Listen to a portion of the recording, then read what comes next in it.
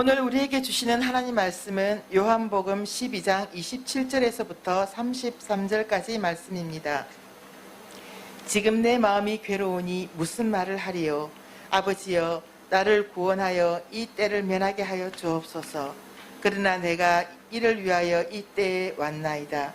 아버지여, 아버지의 이름을 영광스럽게 하옵소서 하시니 이에 하늘에서 소리가 나서 이르되 내가 이미 영광스럽게 하였고 또다시 영광스럽게 하리라 하시니 곁에 서서 들은 무리는 천둥이 울렸다고도 하며 또 어떤 이들은 천사가 그에게 말하였다고도 하니 예수께서 대답하여 이르시되 이 소리가 난 것은 나를 위한 것이 아니요 너희를 위한 것이니라. 이제 이 세상에 대한 심판이 이르렀으니 이 세상의 임금이 쫓겨나리라. 내가 땅에서 들리면 모든 사람을 내게로 이끌겠노라 하시니 이렇게 말씀하시면 자기가 어떠한 죽음으로 죽을 것을 보이시네. 제가 신학대학원에서 조직신학이라는 과목을 배울 때 일입니다. 그 수업 첫날 보통 그러하듯이 교수님들이 강의안을 다 나눠주시고 한 학기 동안 어떻게 강의가 진행되고 점수는 어떻게 또 이렇게 산정이 되는지를 알려주십니다. 당시 조직신학을 담당하셨던 교수님께서는 출석과 중간고사, 기말고사가 각각 20%씩 총 60%, 다음에 학기 중에 걸쳐서 언제 치러질지 모르는 쪽지시험 총 8번에 해당하는 점수가 40%라고 알려주셨습니다. 그 얘기를 들을 때만 해도 그냥 그렇게 수업이 진행되겠구나라고 다들 생각하고 있었습니다. 근데 갑자기 교수님께서 그 말을 마치시자마자 종이를 한 장씩 나눠주셨습니다. 그건 바로 그 한 학기에 걸쳐서 날짜를 알 수 없이 치러지는 8번의 쪽지 시험 가운데 첫 번째 시험이었던 것입니다. 그 전까지 화기애애하던 강의실 분위기는 순식간 소리 없는 아우성으로 채워졌습니다. 근데 분명히 교수님께서도 학기 동안에 날짜를 알려주지 않은 상태에서 8번 시험을 치른다고 하셨기 때문에 우리 중에 어느 누구도 준비되지 못한 상태에서 치르는 그 시험에 대해서 이의를 제기할 수 없었습니다. 제 기억으로는 그때 첫 번째 쪽지 시험의 점수는 저뿐만 아니라 다른 학생들 모두 굉장히 처참했던 것으로 기억을 합니다. 자, 그 다음부터가 문제였습니다. 보통 다른 과목들은 뭐 출석 외에 중간고사, 기말고사 아니면 논문 이 정도로 점수가 이제 산정이 되는데 조직신학 수업만큼은 언제 또 불시에 또 치르게 될지 모르는 그 쪽지 시험 때문에 늘 스트레스를 받아야만 했습니다. 보통 한 2, 3주에 한 번꼴로 보는 시험인데 그게 기가 막히게 우리가 미리 예상을 하고 공부를 한 날은 그날은 시험을 치르지 않는, 그러니까 교수님이 늘 우리보다 한 발 앞서 가셨기 때문에 우리는 어쩔 수 없이 다른 수업은 보통 그 중요한 시험이 다가올 때만 공부를 했는데 조직신학 수업만큼은 매주 시험 공부를 해야만 했습니다. 언제 시험을 칠지 모르기 때문이죠. 그래서 그 수업 시간이 딱 되기 전에 강의실 분위기는 늘 굉장히 침착하고 진지하고 굉장히 치열했습니다. 그런데 막상 시험을 치지 않으면 약간 허탈해지기도 했지만 또 시험을 치르게 되면 어쨌거나 준비된 그 실력을 가지고 시험을 치를 수 있었죠. 그렇게 준비를 함에도 불구하고 우리는 매주 그 수업 시간을 대할 때마다 극도의 스트레스를 받아야만 했습니다. 이렇듯 날짜를 알고 준비를 하든 아니면 정확히 날짜는 모르지만 반드시 치러야 되는 어떤 중요한 일을 놓고 준비를 하든 우리는 스트레스를 받을 수밖에 없습니다. 만약에 그 일의 중요도가 클수록 또 그 일이 다가오는 기한이 점점 짧아질수록 우리가 느끼는 그 심적 부담은 그에 비례해서 점점 커질 수밖에 없습니다. 이것은 소심해서 준비가 안 돼서 그렇게 겪는 것이 아니라 우리는 누구라도 지정의를 가지고 있는 사람이기 때문에 그러한 감정을 가질 수밖에 없습니다. 고3 수험생이 아무리 수학 능력 시험을 열심히 준비했다 하더라도 시험 날짜가 다가오면 다가올수록 긴장이 점점 더 배가 되는 것도 마찬가지가 되겠죠. 우리는 보통 주님을 이해할 때 그분은 참으로 하나님이시다라고 고백하고 또한 참으로 인간이셨다라고 고백을 합니다. 말씀에 근거해서 우리는 믿는다고 말합니다. 하지만 우리 주님이 사람이셨다라는 부분에 대해서 우리와 같이 그런 지정의를 가지셨고 그런 감정을 가지셨다는 것에 대해서는 때로는 잘 공감을 하지 못합니다. 어쨌거나 지금은 하늘에 당신의 보좌에 앉아 계시고 우리는 이 땅에서 이 죄 많고 고통이 많은 땅에서 고난 가운데 살아가고 있기 때문에 우리의 이런 아픔, 우리가 겪고 있는 이 실존적인 문제를 주님께서는 크게 이해하지 못하실 거라는 그런 막연한 생각을 할 때가 많이 있습니다. 그분은 하나님이시기 때문이죠. 그냥 우리에게 명령하시고 그냥 우리의 아픔과는 전혀 다른 차원의 그분만의 그런 영광스러운 자리에 앉아 계시기 때문에 우리를 전혀 이해하실 수 없다라고 느끼기도 합니다. 우리가 그렇게 느끼는 것을 무엇을 통해 알 수 있냐면 보통 우리가 어떤 아픔을 가지고 기도할 때 어떤 부족함을 가지고 기도할 때 우리는 주님의 위로보다는 단지 그 문제에서 빨리 벗어나기를 주님께서 어떤 특단의 대책을 세워주셔서 그 문제가 속히 해결되기만을 구합니다. 뭐 늘 그렇진 않지만 보통 우리의 기도를 이렇게 조심스럽게 다시 한번 확인해 보면 대개는 이러한 문제가 있으니 해결해 주십시오. 이러한 아픔이 있으니 고쳐 주십시오. 이러한 부족함이 있으니 채워 주십시오. 마치 기계적으로 주님은 우리를 위해서 준비되신 그 무언가를 주시는 그런 분으로만 여길 때가 참으로 많습니다. 하지만 주님은 참으로 우리와 같은 사람의 몸을 가지고 사람의 모든 감정을 가지고 이 세상에서 사셨습니다. 그분 또한 아파하셨고 피곤해하셨고 울기도 하셨습니다. 화를 내기도 하셨습니다. 배고파하셨고 갈증을 느끼기도 하셨습니다. 사람들에게 배신을 당하고 사랑하는 제자에게 배신을 당하고 그것 때문에 마음 아파하기도 하셨습니다. 죽은 자를 향해서 또 그 죽은 자 앞에서 같이 죽은 심령으로 통곡하는 사람들을 보면서 같이 애통해하기도 하셨습니다. 당신의 그 사랑하는 땅을 그 백성들을 바라보면서 탄식하기도 하셨습니다. 우리와 똑같은 감정을 가지셨기 때문이죠. 우리 주님께서는 단지 그분의 사역기간 내내 그러한 감정이 없으시다가 십자가를 맞이할 때쯤 돼서야 아버지요 하실 수만 있다면 이 잔을 내게서 옮겨주십시오 라고 말씀하신 것이 아닙니다. 인간의 몸으로 이 땅에 태어나셔서 아기의 몸으로 그렇게 성장하시는 그 순간부터 주님께서는 계속해서 당신이 받아들이셔야만 했던 그 십자가의 때를 준비하고 계셨습니다. 사람으로 준비하셨기 때문에 그 고통은 이루 말할 수가 없었을 것입니다. 어린 시절 그 지혜와 키가 자라가며 하나님과 사람들 앞에서 더욱더 사랑스러워 가시는 그 와중에도 주님은 당신이 맞이해야 되는, 당신이 지고 가야 되는, 당신이 매달리셔야만 하는 그 십자가의 때를 준비하셨습니다. 그렇게 아버지 요셉을 따라서 목수의 일을 하실 때도 그 때를 준비하셨고 본격적인 공적인 사역을 시작하시면서 때로는 제자들과 함께 또 많은 일을 하시면서 사람들의 환호를 받기도 하고 때로는 미움을 받기도 하는 그 상황 속에서도 주님의 모든 시선은 그 십자가를 향해서 나아가고 있었습니다. 사람으로서 그분이 감당할 수 없는 사람이기 때문에 그것이 괴로울 수밖에 없고 고통스러울 수밖에 없는 그것을 주님이 향해서 한 걸음 한 걸음 나가실 때마다 겪으셔야 했던 그 고뇌는 우리는 감히 상상할 수 없습니다. 개중에 이렇게 말하는 사람들이 있습니다. 어차피 주님이 사람의 몸을 입고 이 땅에 오신 것이 그 일을 위해서 오신 것이고 어차피 성자 하나님으로서 당신이 하셔야 되는 일이기도 하거니와 우리와 똑같은 사람의 몸을 입었다 할지라도 주님은 우리가 느끼는 그런 류의 감정과 아픔은 느끼지 않으셨을 것이라고 말하는 사람들도 있습니다. 당연히 주님은 그렇게 하실 수 있고 하셔야만 했고 아무렇지도 않은 일인 것처럼 우리는 생각하기 쉽습니다. 하지만 결코 그렇지 않습니다. 주님 또한 우리와 똑같은 감정과 그런 한계와 인간의 몸으로서 느낄 수밖에 없는 아픔을 가지셨다는 것은 오늘 읽은 본문 요한복음 12장 27절에서도 분명하게 확인할 수 있습니다. 앞서도 주님 말씀하셨습니다. 사람이 나를 섬기려거든 나를 따르라. 그렇다면 주님을 따르라고 말씀하실 때 사람들이 정확히 어떤 길을 따라야 되고 어디를 지향해야 되는지를 알려주셔야만 합니다. 바로 십자가입니다. 이제는 주님이 그 십자가를 향해서 나아가시면서 그 길을 따르라고 말씀하셔야만 합니다. 그때 주님이 겪으셨던 그 고뇌를 솔직하게 표현하십니다. 지금 내 마음이 너무나도 괴로워서 무슨 말을 해야 될까 모르겠다라고 말씀하십니다. 심지어는 하나님께 기도하시면서 나를 이 상황에서 구원하셔서 이때를 면하게 해 주십시오라고 인간적인 모습으로 솔직하게 기도하십니다.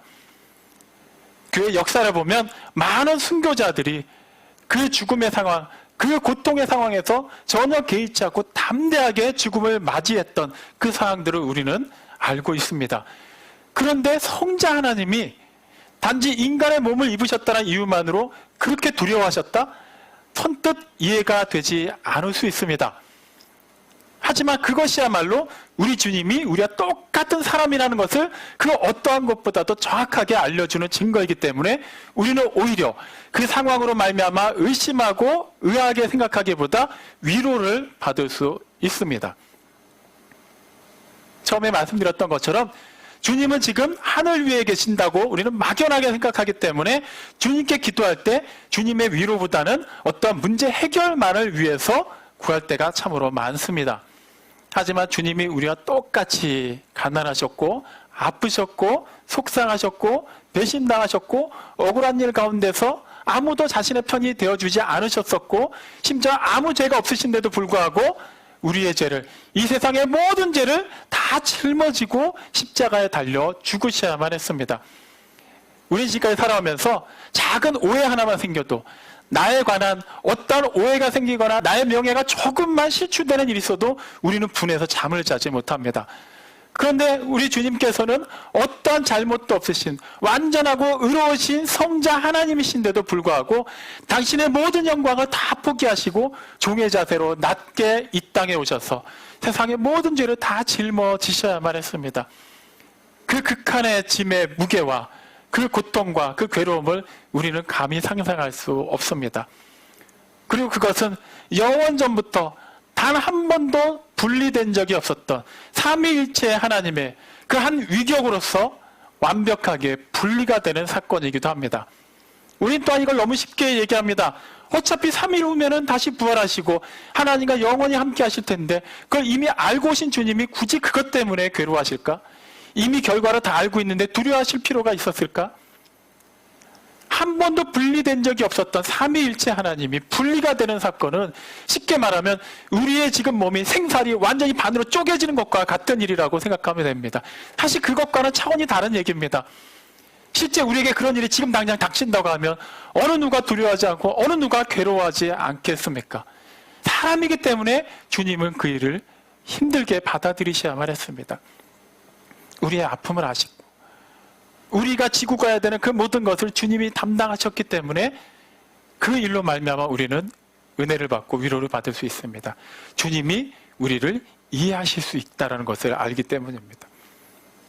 정말 아파본 사람이 아픈 사람의 심정을 이해합니다. 특별하게 어느 특정 병명을 겪어본 사람, 그것을 극복해본 사람만이 그 병을 앓고 있는 사람의 마음을 알고 위로할 수 있습니다. 진실로 가난해 본 사람만이 가난한 사람을 이해할 수 있습니다. 사랑하는 사람을 예상치 못한 때에 떠나보낸 사람만이 같은 상황에 놓여있는 사람을 위해서 같이 기도할 수 있습니다. 우리 주님이 우리가 겪어야 되고 우리가 겪을 수밖에 없고 우리가 살아가면서 겪게 되는 그 모든 것을 다 담당하셨고 겪으셨고 그것을 이해하셨기 때문에 주님은 지금 우리의 모든 상황을 공감하고 계십니다.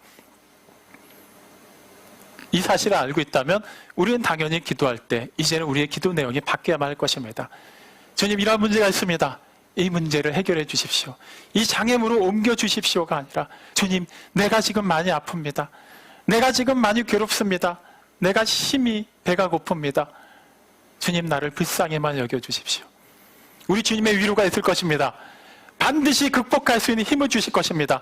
우리의 상황을 누구보다 잘 아시는 주님, 그리고 우리에게 필요한 것이 무엇인지를 나 자신보다도 잘 아시는 주님께서 가장 선하고 아름다운 것으로 채워주실 것입니다. 주님의 위로를 구하십시오. 주님의 그 능력을 구하십시오. 주님께서 함께 하시고 주님의 그 적당한 때 주님께서 가장 아름답게 여기시는 그 일로 우리를 채워주실 것입니다. 하지만 주님께서는 단지 괴로워하는 그런 인간적인 모습에만 머물지 않으셨습니다. 곧장 이어서 기도하십니다. 내가 이 일을 위하여 이때 왔나이다. 내가 이 일을 위하여 이때 왔나이다. 바로 직전까지만 해도 내가 너무나도 괴로우니 나를 구원하여서 이 일로 하여금 괴로움 당하지 않도록 이 일에서 면케하여 주십시오라고 기도하셨던 주님이 곧장 말씀을 바꿔서 하십니다. 내가 이 일을 위하여 이때 왔습니다. 당신만이 하실 수 있는 일, 당신이기 때문에 하셔야만 하는 일을 괴롭지만 힘들지만 그 일을 감당하셨습니다. 우리에게 쏟아져야만 했던 그의 죄의 삭수로 말미암아 우리가 다 담당해야만 했던 하나님의 그 진노를 아무 죄 없으신 하나님의 어린 양께서 다 담당하셔야만 했습니다. 굉장히 괴롭고 피하고 싶은 그 일을 우리를 위해서 주님은 기꺼이 담당하셨습니다. 그것이 무엇을 위한 것인지 이어지는 28절에서 얘기하십니다.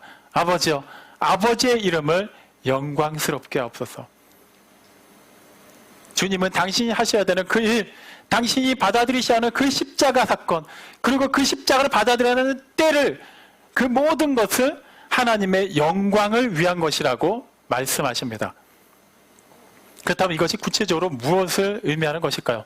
야고보서 5장 17절로 18절 말씀을 보면 위대한 하나님의 선지자 엘리야에 관한 이야기가 기록되어 있습니다.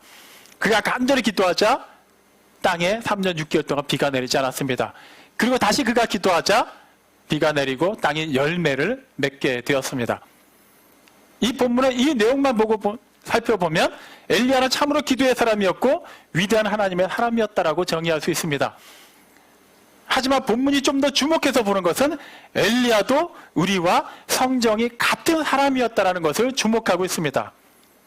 다시 말하면 엘리야가 위대해서가 아니라 엘리야를 통해서 역사하시는 하나님이 위대하심을 알려주고 있는 것입니다. 만약에 그가 기도만 하면 모든 일을 할 수 있고 그가 마음먹은 모든 일을 언제든지 원하는 때 할 수 있는 사람이라고 기록되어 있었다면 성경은 단지 한 영웅에 관한 이야기를 기록하는 것으로 끝냈을 것입니다. 우리 또한 우리와는 전혀 차원이 다른 엘리야의 이야기를 보면서 부러움의 대상 이상으로는 생각하지 못했을 것입니다. 하지만 그도 우리와 똑같은 사람으로서 그가 스스로 가지고 있는 능력으로는 할 수 없는 그 일을 그를 통해서 하나님께서 역사하셨다는 것을 통해서 우리 또한 우리를 통해서 하나님께서 일하시고 역사하시면 반드시 크고 은밀한 일이 일어난다는 것을 믿을 수 있게 됩니다. 그것이 정확히 무엇인지는 알 수 없지만 신약 성경에 나오는 사도 바울과 같은 경우도 자신에게 있는 그 육체의 가시 때문에 심히 괴로워했던 것을 알 수 있습니다. 그는 역동적으로 사역을 하기 원했지만 그 가시 때문에 많은 지장을 받아야만 했습니다. 그래서 그는 간절히 그 가시가 육체에서 떨어져 나가기를 3번에 걸쳐 기도했습니다. 하지만 하나님께서 주신 응답은 고린도후서 12장 9절을 보면 내 은혜가 내게 족하다. 내 능력이 너의 약한 데서 온전하여 짐이라 라는 하나님의 응답이었습니다. 분명히 바울은 그 가시 때문에 괴로워했습니다. 그 가시만 제거되고 나면 더 열심히 더 충만하게 하나님의 일을 할 수 있다라고 생각을 했습니다. 하지만 하나님께서는 결과적으로는 그 가시를 제거하지 않으셨습니다. 그런데 오히려 그가 그 다음에 고백한 내용을 보면 내가 약한 것을 자랑한다라고 얘기합니다. 이유가 무엇입니까? 그가 약하기 때문에 그의 약함 그대로 두시지 않고 그의 약한 그 공간만큼 하나님의 능력이 부어졌기 때문입니다. 약한 그를 통해서 하는 일은 당연히 약한 일밖에 드러날 수 없는데 그를 통해서 하나님의 강함이 드러났기 때문에 오히려 바울을 통해서 증거되는 그 복음의 현장에서 하나님의 계획하신 놀라운 역사가 일어날 수 있었던 것입니다. 그가 약해지면 약해질수록 하나님의 강함이 그만큼 더 드러나는 것입니다. 엘리야가 그 스스로의 힘이 아니라 하나님께서 엘리야를 통해서 역사하셨기 때문에 하나님의 놀라운 일이 사람들에게 증거됐듯이 바울이 자기가 본래 가지고 있었던 그 학문적인 지식과 여러 세력을 가지고서 교회를 세운 것이 아니라 그 스스로는 결코 할 수 없는 일을 그 약간 바울을 통해서 하나님께서 놀라운 일로 바꿔주신 것을 보면 우리가 알 수 있듯이 그 모든 것의 핵심은 그 사람이 아니라 그 사람을 들어서 역사하시는 하나님이라는 것을 우리는 주목해 봐야만 합니다. 무엇을 얘기하는 것입니까? 그들이 사람들로부터 받을 수 있는 그 영광, 얼마든지 사람들로부터 받을 수 있는 그 환호를 그들이 아니라 온전히 그들의 약함을 통해서 하나님께로 돌려드릴 수 있게 된 것입니다. 세상의 기준으로 보면 그들은 오히려 미련하고 약한 사람으로 보일 수 있습니다. 하지만 하나님의 기준에서 보면 그들이 참으로 세상에 감당할 수 없는 믿음의 사람들이었습니다. 하나님이 기뻐하시는 사람들이었습니다. 그들의 그러한 착한 행실을 통해서 사람들이 하나님을 보게 되었고 하나님의 능력을 깨닫게 되었고 하나님께 영광을 돌릴 수 있게 되었습니다. 진정으로 약했던 그들, 하나님 앞에서 순전하게 자신의 일을 자신에게 맡겨진 그 때를 받아들인 그들을 통해서 하나님의 영광을 받으셨고 그들을 진실로 존귀하게 여기신 것입니다. 아무 죄 없으신 하나님의 아들께서 우리의 모든 죄를 지시고 돌아가심으로 말미암아 그 현장에서 사람들의 멸시를 받으시고 천대를 받으시고 그 조롱을 받으시면서도 결코 자신을 변호하지 않으셨고 결코 그 아픔을 모면하기 위해서 자신의 신적인 능력을 쓰지 않으시고 전적으로 인간적인 그 한계로 그 모든 것을 주님이 다 받아들이신 이유가 바로 그것입니다. 하나님의 사랑을 선포하시고 하나님의 공의를 이루시기 위해서입니다. 하나님은 사랑이시지만 우리를 사랑하시기 위해서는 우리의 죄 때문에 하나님은 우리에게 다가오실 수가 없습니다. 하나님은 소멸하시는 분이기 때문에 죄된 우리가 하나님과 접촉하는 순간 우리는 다 소멸되고 맙니다. 영원한 멸망의 그 심판 속으로 빠져들게 됩니다. 하나님은 공의 하나님이시기 때문에 그 죄를 간과하실 수 없기 때문입니다. 하나님의 공의가 훼손되지 않으면서 하나님의 사랑이 선포될 수 있는 것은 오직 아무 죄가 없으신 하나님의 독생하신 아들이 우리의 모든 죄를 다 짊어지시고 그 죄값을 치르셔야만 합니다.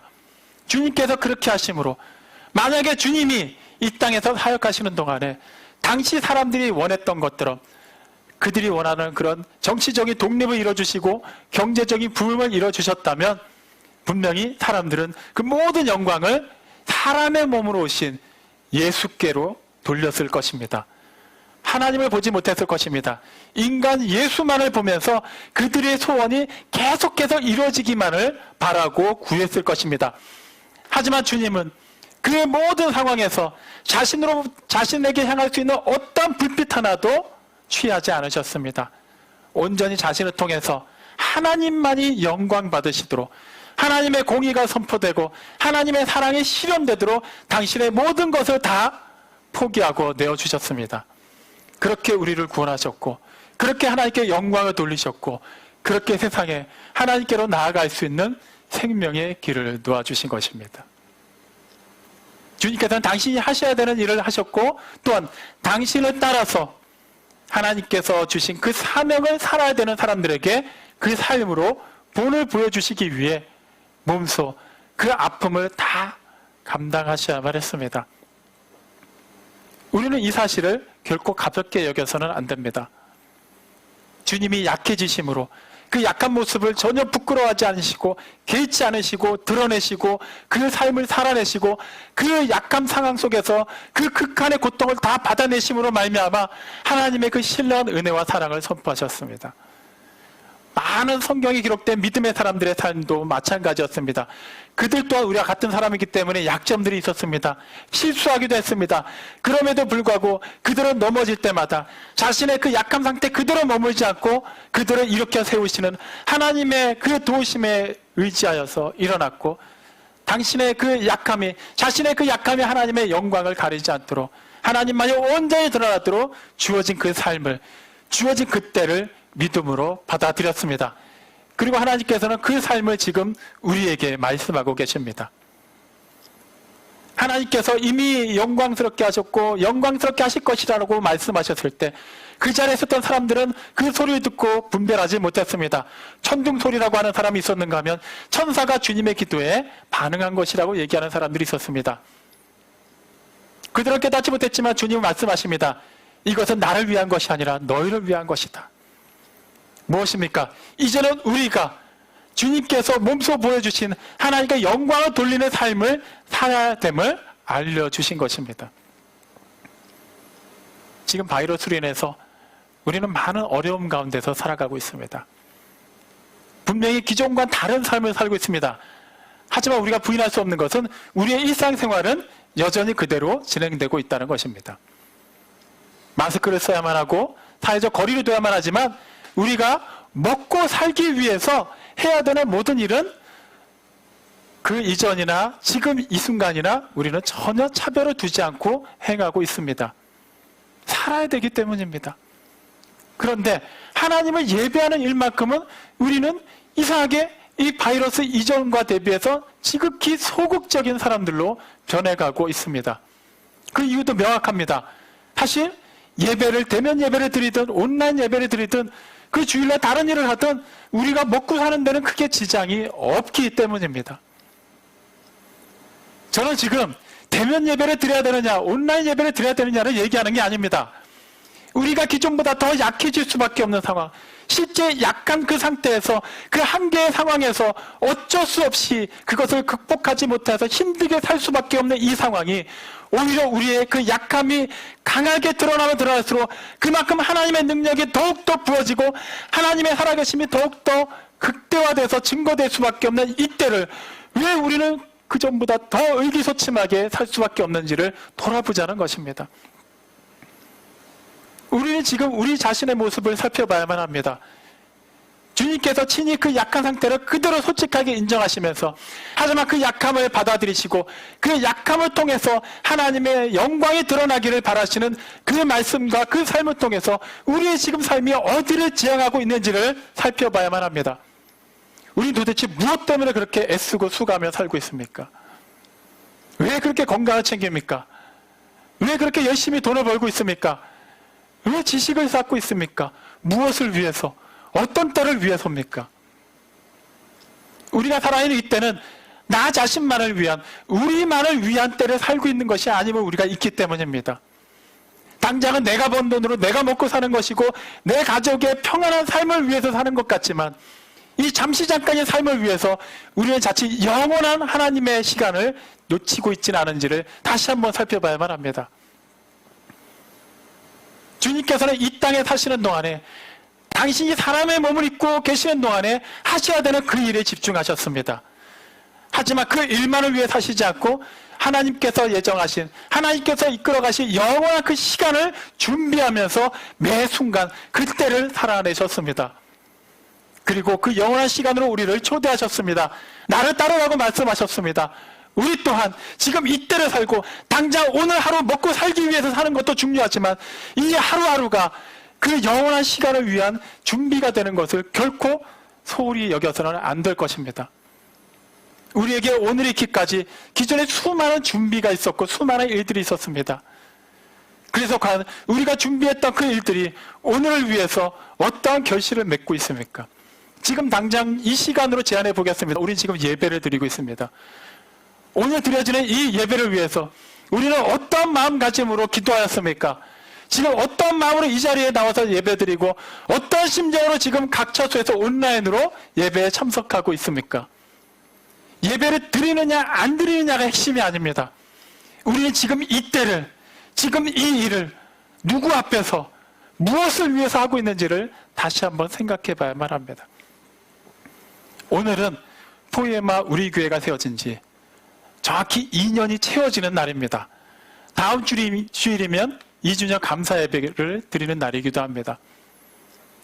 우리가 2년을 돌아보면서 어떠한 생각을 해야 되겠습니까?